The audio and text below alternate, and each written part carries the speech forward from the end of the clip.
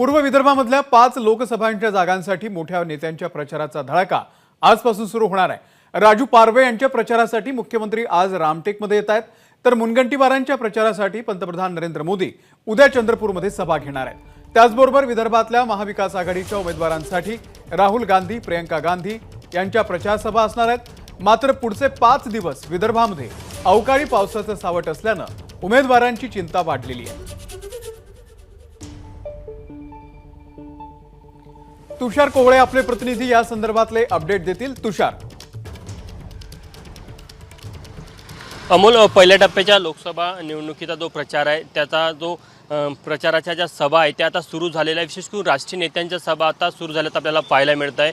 मात्र साधारण 7 एप्रिलपासून तर 12 एप्रिलपर्यंत विदर्भामध्ये, विशेष करून पूर्व विदर्भामध्ये ऑरेंज अलर्ट जाहीर करण्यात आलेला आहे आणि याच काळामध्ये मोठ्या राष्ट्रीय नेत्यांच्या देखील सभा या भागामध्ये होत आहे। उद्या पंतप्रधान नरेंद्र मोदी यांची चंद्रपूरमध्ये जाहीर सभा होत आहे। सुधीर मुनगंटीवार यांच्या प्रचारासाठी ते येत आहे। तर 10 तारखेला त्यांची रामटेक लोकसभा मतदारसंघातल्या कढाण इथे सभा होत आहे। दोन्ही सभेवर पावसाचं सावट राहण्याची शक्यता आहे, कारण की नागपूर वेधशाळेने तसा ऑरेंज अलर्ट या भागामध्ये दिलेला आहे। या व्यतिरिक्त जर का बघायचं झालं तर उद्याला उत्तर प्रदेशचे मुख्यमंत्री योगी आदित्यनाथ यांच्या देखील 3 लोकसभा मतदारसंघामध्ये सभा आहे। भंडारा गोंदिया असेल, नागपूर असेल किंवा वर्धा असेल, या भागामध्ये देखील जिथे जिथे सभा आहे तिथे देखील पावसाचं सावट राहण्याची शक्यता आहे। विशेष करून नागपूर वेधशाळेच्या अधिकाऱ्यांसोबत जेव्हा आम्ही बोललो तेव्हा त्यांचं असं म्हणणं होतं की हा पिरियड आणखी 1 आठवडा वाढण्याची शक्यता आहे। म्हणजे अलर्ट जरी सुरुवातीच्या पहिल्या टप्प्याने 5 दिवसाचा देण्यात आला असला तरी साधारणतः 15 एप्रिलपर्यंत राहू शकतो आणि 13 एप्रिलला राहुल गांधी यांची भंडारा गोंदियामध्ये सभा आहे।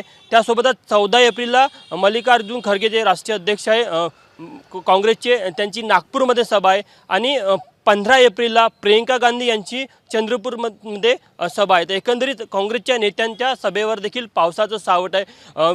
ज्या भागामध्ये सभा होत आहे त्या भागामध्ये विशेष करून ऑरेंज अलर्ट असल्याने मतदारांची धाकधूक वाढलेली आहे, कारण की मोठ्या प्रमाणामध्ये मोठ्या नेत्यांच्या जेव्हा सभा होतात तेव्हा त्याचं नियोजन करावं लागतं आणि नियोजनासाठी मोठी यंत्रणा काम करत असते। मात्र ऐन सभेच्या वेळी जर का पाऊस आला किंवा नैसर्गिक आपत्ती आली, कारण की नागपूर वेधशाळेने जो अलर्ट दिला त्यामध्ये साधारण ताशी 30 ते 45 किलोमीटर वेगाने वादळी वारे वाहण्याची शक्यता आहे। सोबतच विजांच्या गडगडाटासह पाऊस होण्याची देखील शक्यता वर्तवली आहे।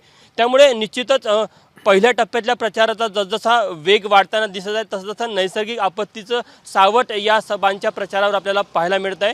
त्यामुळे उमेदवार मोठी कसरत उमेदवारांची आणि त्यांच्या कार्यकर्त्यांची होईल असं म्हणावं लागेल। निश्चित या संदर्भातले अपडेट आम्ही तुमच्याकडून घेत राहू। तुषार, तुर्तास धन्यवाद या संपूर्ण माहितीबद्दल। एबीपी माझा, उघडा डोळे बघा नीट।